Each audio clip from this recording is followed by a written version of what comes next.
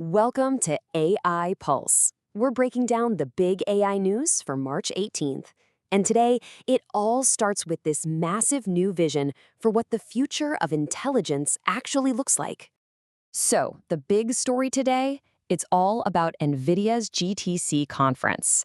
And listen, they didn't just show off some new chips. No, they basically handed us a blueprint for the future of the whole industry.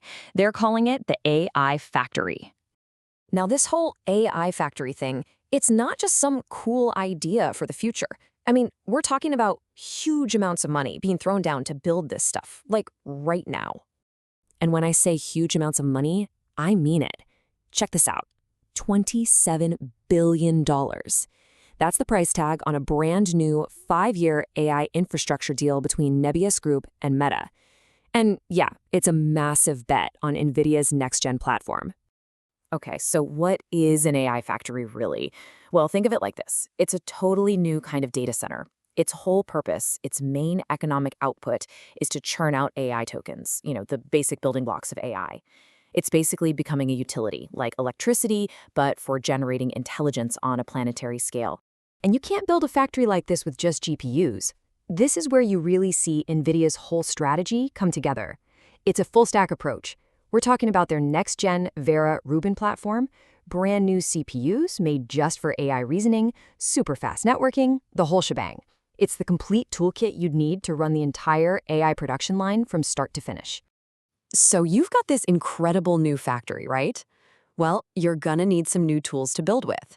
Let's take a look at the new models and platforms that developers are getting their hands on to really take advantage of this new infrastructure. And right on cue, OpenAI just dropped 2 new models.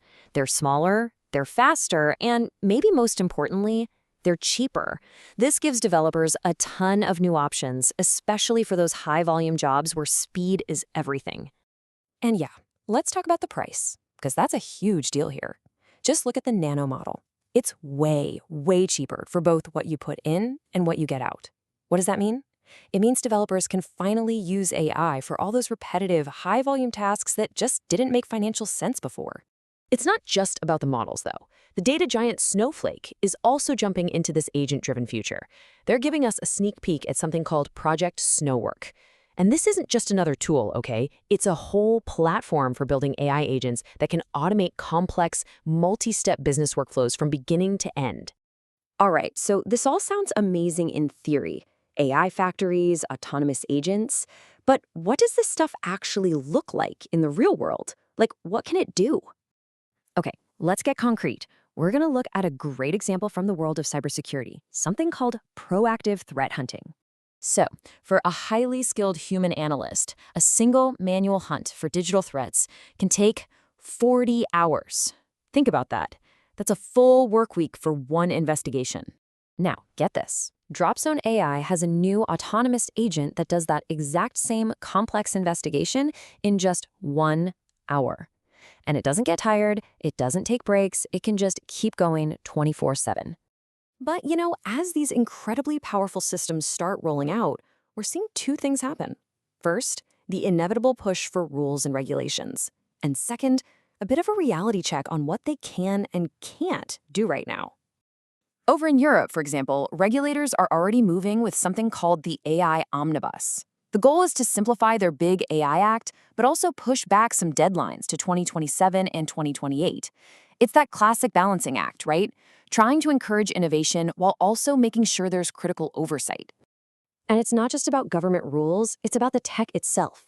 A brand new study from the University of Waterloo gives us a pretty stark reminder. Even the absolute best AI coding tools still mess up. We're talking an error in about 1 out of every 4 tasks. And that really drives home a super important point.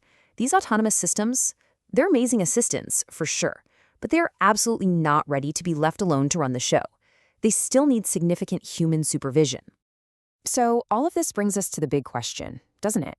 As we're racing to build these incredible new AI factories, are we putting the same amount of effort into building the guardrails to manage all the risks that come with them? Something to think about. Thanks for joining AI Pulse.